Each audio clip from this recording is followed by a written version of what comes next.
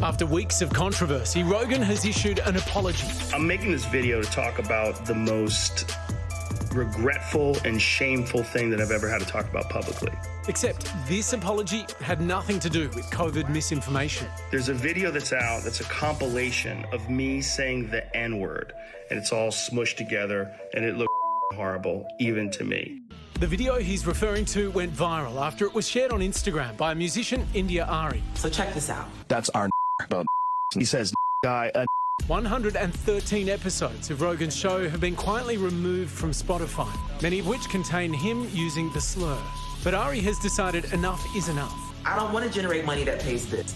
Just take me off. She's the latest to leave the streaming service after Neil Young and Joni Mitchell pulled their music over what they say is Rogan's promotion of life-threatening misinformation. I am going to do my best in the future to balance things out. But Rogan's popularity is rooted in his often controversial guests and opinions. It's what draws an estimated 11 million listeners to each episode and earned him a $142 million payday from Spotify. I think Joe's popular because there are no filters and he invites people on who defy the normal guest roster that you might find on conventional media outlets. But it would be wrong to think of his show as a persistent fire hose of willful misinformation. It's more of a playground where anyone can come on and say their piece to Joe, and he will have a fun, rambunctious conversation with them. Sydney broadcaster Josh Steps understands it better than most. Last month, his exchange with Rogan over vaccine risks went viral. You know that there's an increased risk of myocarditis among that age cohort from getting COVID as well, which exceeds the risk of myocarditis from the vaccine.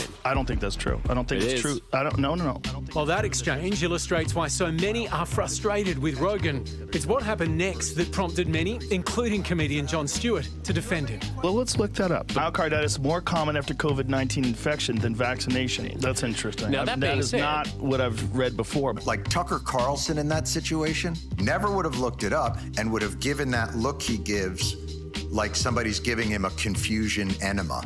To be honest, I don't think it matters to Joe Rogan or to his fans where his show is broadcast from. He was the biggest podcast in the world before he joined Spotify. He'd be the biggest podcast in the world if Spotify booted him off. Spotify's stocks at one point plunged almost 18% last week. And while that fall has been attributed to slow subscriber growth, the company has promised to add content advisory warnings on podcasts about COVID. It's really kind of inaction disguised to look like action. It really doesn't accomplish anything. So, are these controversies signalling the end of Rogan's influence or showing how untouchable he is? It's probably way too early to tell something like that, but you do get the sense that once something like this breaks and people start focusing more on his record, on some of the questionable stuff, there's likely to be a fair bit more there, yeah. So many hundreds of hours, thousands of hours of material. It's a hard one for them because that's what they bought.